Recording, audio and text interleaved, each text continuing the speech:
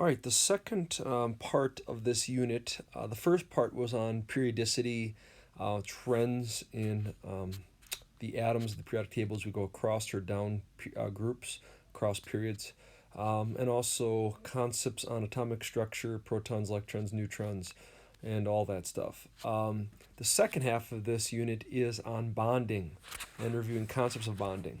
All right, so today's lecture is going to focus on the key components of that, show you some different examples, some graphs that are common on the national exam, and then we'll get you into doing some of the homework problems, which is in the packet, which is there's three tables, 3 pages of tables, and having you do the Lewis structures of those tables and then checking the answer key online. I would strongly recommend doing all the examples, and it's good to get stuck, because if you're stuck, then that tells you that those are things you got to practice up on. Plus, so many different variations of Lewis structures and different, while we have guidelines, those guidelines can be broken from some elements when they bond with other elements. And being able to see more and more of those different structures will make it useful, especially with a short national exam. Again, it's all about speed and efficiency. Can you identify it and then answer the question quickly? All right, so again, a Lewis structure is a 2D structure. It does not truly show the overall shape of the molecule. It just shows us the bonding arrangement. Who's bonded to who, and what order is it in. Then comes VSEPR, which is the next part, which is another lecture where we'll talk about the overall three-dimensional shape of it. Now, don't forget, if you have an ionic compound like sodium chloride, ionic compounds also do have a Lewis structure. With any ionic compound, we will only draw what's called with the empirical formula, the lowest ratio of ions. Now, for sodium, a key thing for you to first be able to do is identify the number of valence electrons. Remember, if you are in group 1, you have 1 valence electron.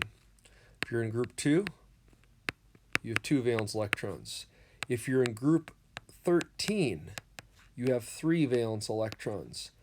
All the way down to group 18, you have 8.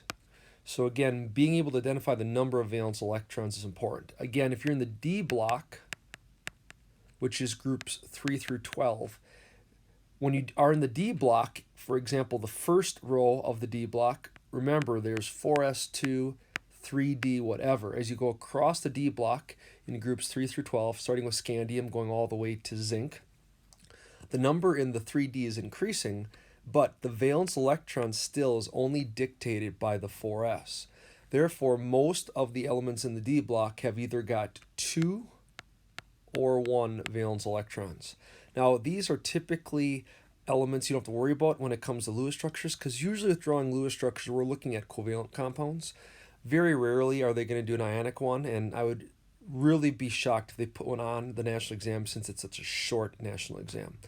Most of this lecture is going to focus on covalent bonds, the bonding between nonmetals, and those molecules and those molecular shapes. But if you have an ionic compound where you have a metal bonded to a nonmetal, sodium has got 1 valence electron, chlorine has got 7. Now, what is the big misconception? What do you think students that get this problem wrong do? They connect the 2 dots. Right there. That is not the case that happens, right? That bond does not form that way, because if you connect the dots, you are assuming that sodium and chlorine are sharing those electrons. When we have a metal bonding with a nonmetal, they don't share electrons, they transfer electrons. The metal transfers its electron to the nonmetal. Therefore, the metal becomes a positive ion, called a cation, and the nonmetal becomes a negative ion called an anion. So instead, sodium transfers that electron to it, and now sodium's valence electron is gone and has been given and transferred to chlorine, making sodium have a +1 charge, and chlorine becomes chloride, the chloride ion, with a -1 charge. The bond then is really an electrical attraction. We can use Coulomb's law, okay, Coulombic attraction, but it's an electrical attraction between the positive and negative ions. And it's a very strong attraction. Ionic bonds, if you remember, They are the strongest. The only thing that's stronger than ionic bonds is the network covalent bonds found in just carbon and silicon. Okay, a little bit with germanium, but it's the elements of group 14 bonded to themselves. So sodium chloride ionic bonds are more common than network covalent bonds. They are also a very strong bond. Okay, so electrical attraction is a very strong one. But that's how you draw a Lewis structure for an ionic compound. You transfer the electrons, you develop charges, the atoms become ions, and the bond is really the attraction, the positive and negative. That's how you draw a Lewis structure for ionic compounds. Okay, if you need to, go online, get a few more examples, look at them online, but for the most part, that's what you're going to do. Some of the pages in the packet does go over ionic compounds. All right, now, what happens when we have a polyatomic ion, the ammonium ion? Okay, the ammonium ion forms by covalent bonds. Nitrogen has got 5 valence electrons. Group 15. Typically, we would expect it to bond with 3 hydrogens, and it does. And when it bonds with 3 hydrogens, this is called ammonia gas, NH3, the only weak base we talked about in the acid-base unit. However, when we form the ammonium ion, another proton, remember ammonia, to form ammonium, gains a proton, an H+. A proton does not have an electron. So hydrogen, when it bonds with hydrogen, not a proton, hydrogen does have an electron to bond with, and so it bonds right here. But now, if we count around ammonium, we'll notice that ammonium ends up having each line, each sharing electrons is 2 electrons. They count towards nitrogen and hydrogen each. So each of these hydrogens have 2 electrons, but the nitrogen has 2, 4, 6, 8, 9 electrons. It has one too many electrons, and elements in the second period, okay, second period being carbon, nitrogen, oxygen, and fluorine. Those 4 elements always follow the octet rule because they are too small to be hypervalent, to have more than 8 electrons around them. So nitrogen has got one too many electrons. It has to get rid of that. And what will happen if there's a chlorine atom nearby, which needs one more electron, instead of bonding, if it were to bond with chlorine, then it would have 10 electrons, which would violate the octet rule, and nitrogen does not do that. Instead, nitrogen transfers that electron. So let me grab my little eraser here.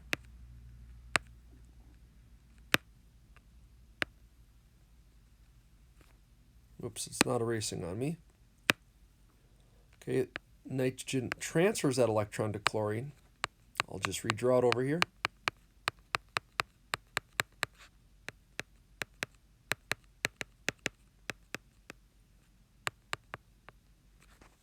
And that's the Lewis structure for ammonium chloride.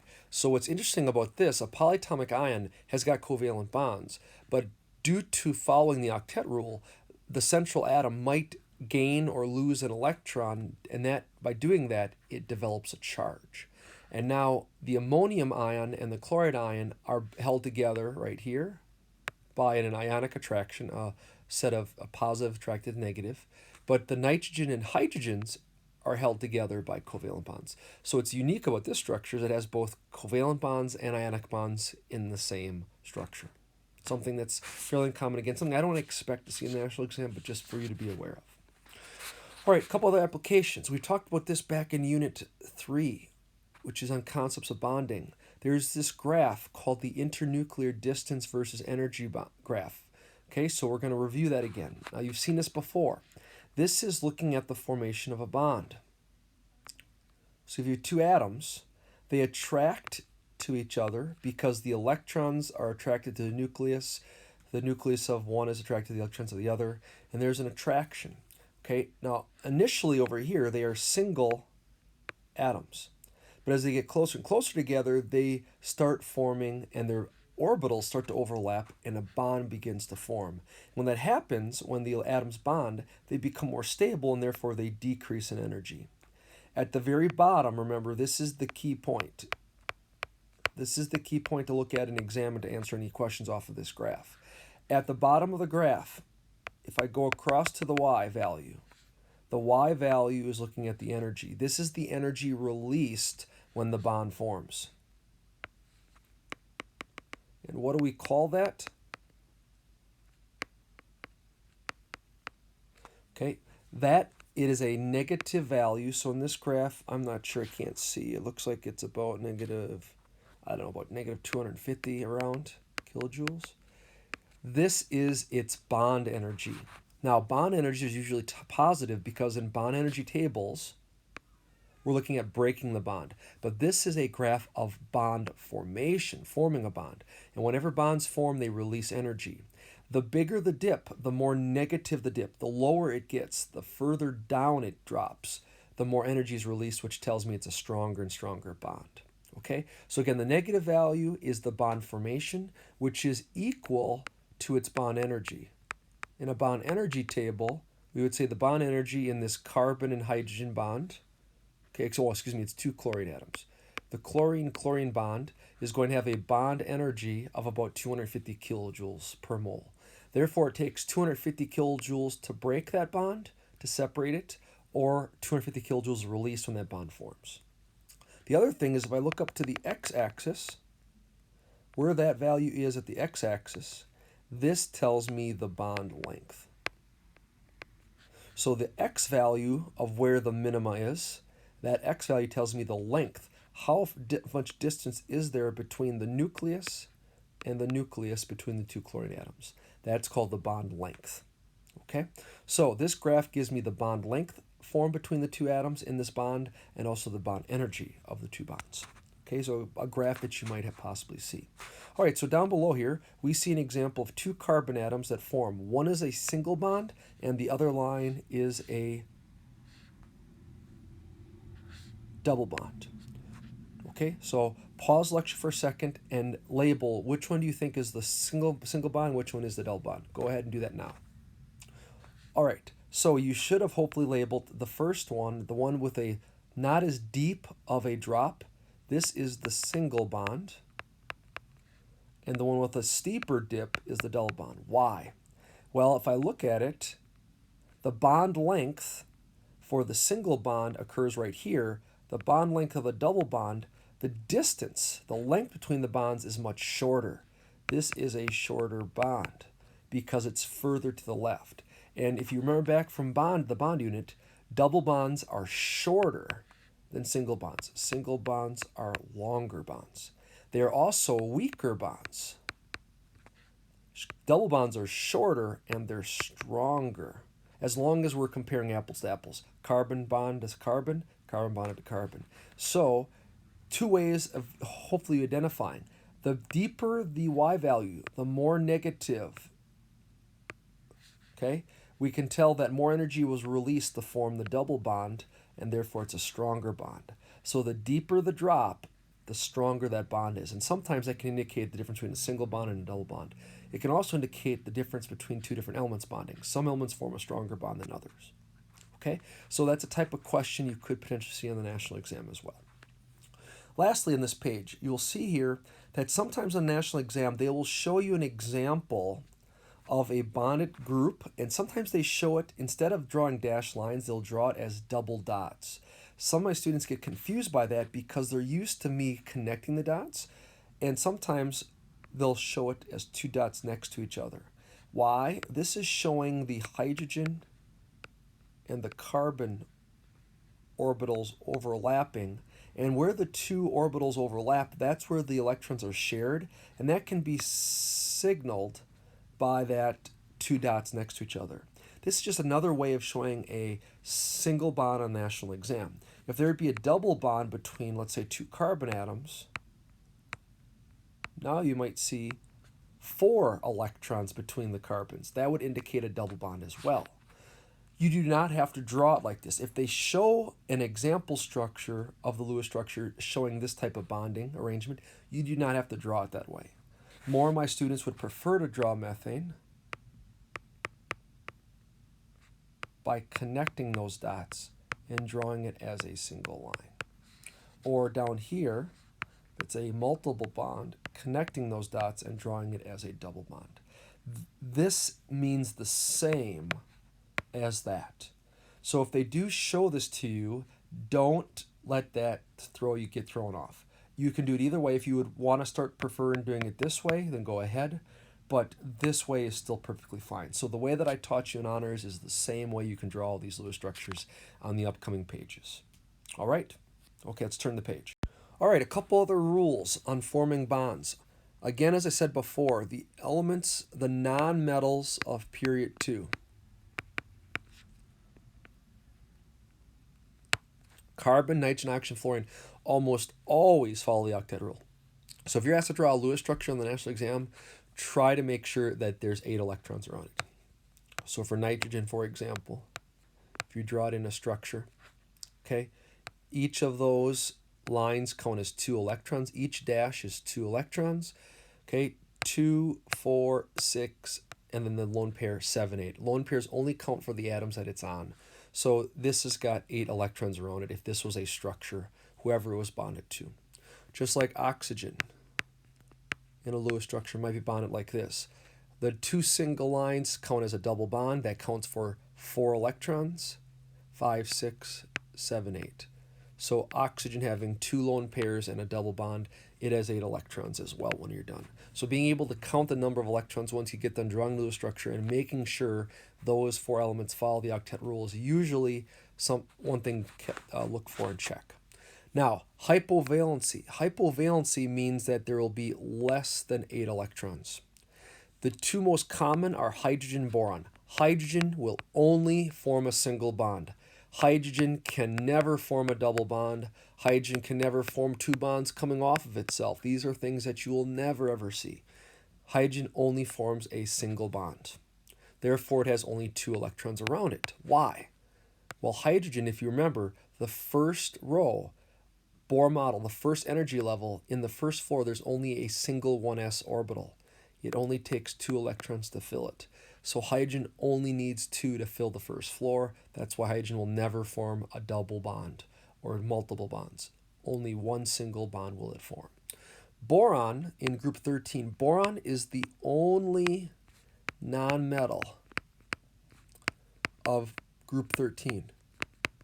And therefore it has only 3 valence electrons. It can only form 3 bonds. And when it does, it's going to form structures where it has 3 covalent bonds around it. Could be a double and a single, could be a triple. Most commonly, the only ones I've ever seen is 3 singles. And if you count, therefore it has 6 valence electrons around it. Okay, so when boron forms the chemical compound diborane, it forms 3 single bonds with the 3 hydrogens, and this is a hypovalent molecule. It has less than 8 electrons around it. So anything with boron, be careful. More than likely, it is not going to follow the octet rule. Some elements will be hypervalent, which means now there's going to be more than 8. And here we're looking for the nonmetals that are in periods 3 and higher. Okay? It must be in periods 3 or higher. So in the periodic table here, we are looking at the 3rd row and down. And again, you get that staircase going. We're looking at any of these elements right here. Any of these elements, and that's below the nitrogen, oxygen, fluorine group. Any of the nonmetals right of the staircase and in periods 3, 4, 5, as we go down the periodic table. These are the ones that could be hypervalent. Doesn't have to be, but they're possible. Phosphorus and sulfur are the most common, but there are lots of structures. Even we have noble gases like xenon is an element that's very common in the national exam, where you can form a structure like xenon tetrafluoride, which violates the octet rule as well, and I'll show that example also. So again, be prepared here whenever you have elements. Now the first thing we do for, in this case, this is PF5. Usually the first element is the element that is the central atom. Phosphorus has got 5 valence electrons.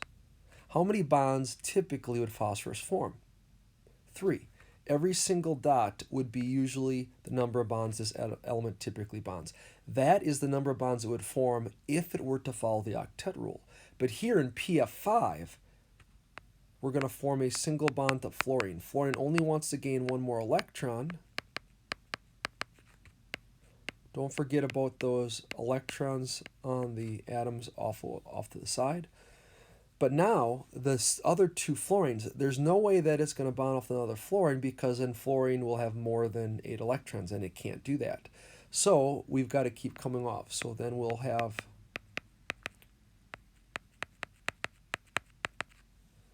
So what we end up having is we have 5 single bonds between phosphorus and 5 fluorines. And if you count, if there's 5 single bonds around phosphorus, this phosphorus now has 10 valence electrons around it. Each line counts as 2 electrons. 2 times 5 is 10.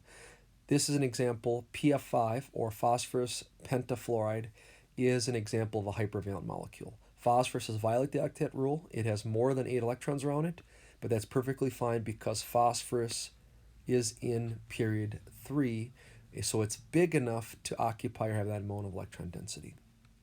Let's take a look at xenon tetrafluoride. Xenon is a noble gas. You'd expect it not to bond.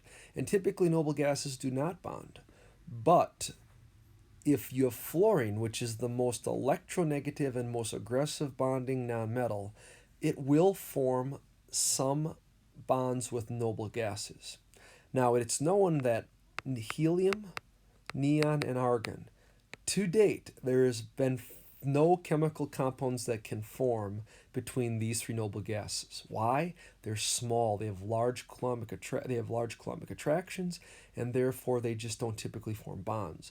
But the bigger noble gases have a lower coulombic attraction because of their size. They're a huge electron cloud, and therefore when you have very electronegative elements like fluorine or oxygen, they can bond with some of the larger noble gases like xenon and radon. So typically we'll break up a double bond, lone pair. If we break up one, we typically bond off another. So two of the lone pairs are now going to form bonds with the 4 fluorines, leaving us with 2 undisturbed. Always try to keep as many undisturbed lone pairs of electrons. If you're going to break it up, then keep bonding off of those broken up lone pairs. And this is the Lewis structure for xenon tetrafluoride. If you count 2, 4, 6, 8, 10, 12, there are 12 electrons around xenon. You can never have more than 12 electrons around a central atom. So if you have more than 12, your structure is incorrect. So hypervalent molecules might have 10 electrons or they might have 12.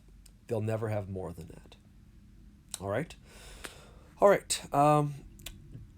Multiple bonds. So far we've seen just single bonds. What happens with multiple bonds? So CH2O. If you have carbon, carbon's always in the middle. H2. Putting the electrons around and facing each other, this is called the skeleton structure. So I'm going to form a single bond, single bond. Then I put the oxygen. Single bond. So when we draw the first part of the Lewis structure, this is called the skeleton structure. We form single bonds just to connect them. Now, if you tend to have dots on adjacent atoms and there's no other atoms to add, single dots usually indicate that the structure is not complete. We have to do something more. And if you have 2 adjacent atoms that have a single dot yet, they tend to pull inwards, and now we form a multiple bond. Instead of a single bond now we form a double bond. So if I want to polish this structure up,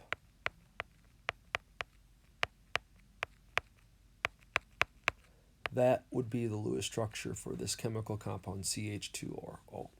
Okay. Now if I count the carbon, there are 4 dashed lines around the carbon. Each dashed line counts as 2. There are 8 valence electrons around the carbon. The oxygen, 2 dashed lines, which is 4 electrons, and it has 2 lone pairs. For 4 more, it also has 8. Each hydrogen's got only 2 electrons, a dashed line on it, which we typically see. Right there is a perfect Lewis structure following the octet rule for CH2O. So if you have single bonded atoms that when you're done putting in all the atoms, if there are other single dots adjacent to each other, then think about throwing them in and forming a double or even a triple bond. You will never have a quadruple bond. Doubles and triples are possible, nothing beyond triple bonds. Nitrogen, the molecule nitrogen gas.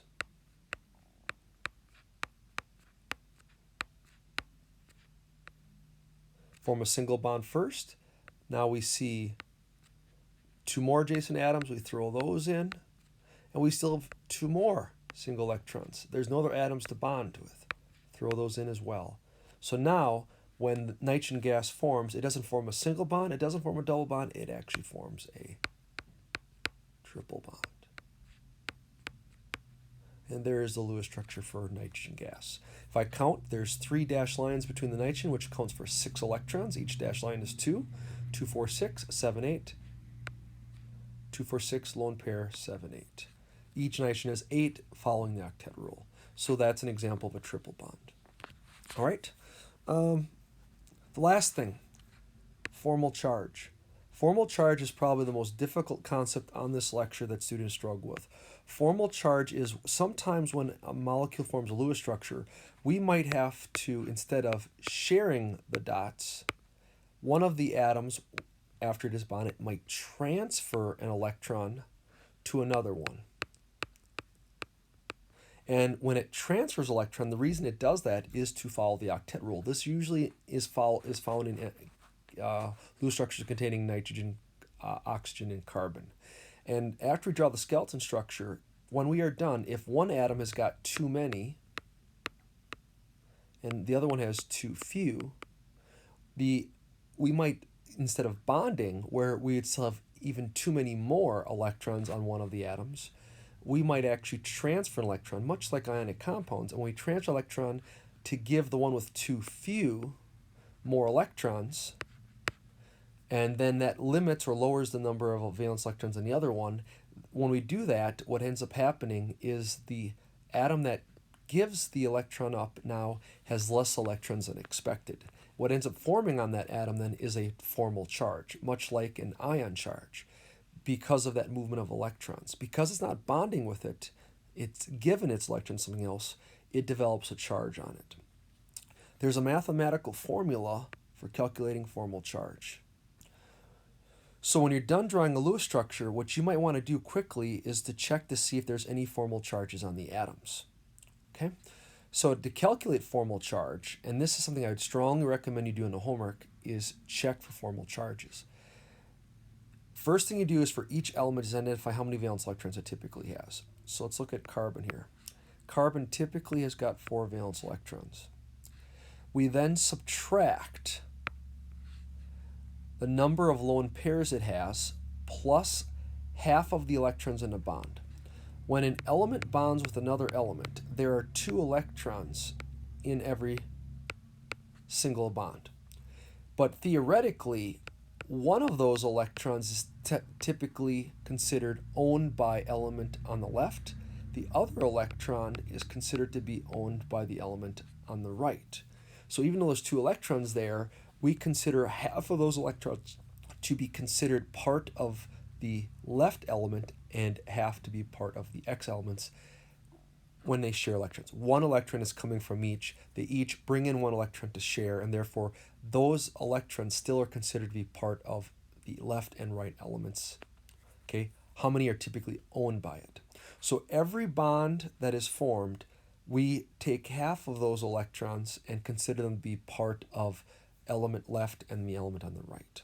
We add up all of those electrons and then we subtract. So if we look at this carbon atom over here, okay, 4, there's a triple bond here and a single bond here. Overall, there are 4 bonds, and therefore there are 8 electrons in those 4 bonds. And half of those are considered to be part of carbon. 1/2 of 8 is 4.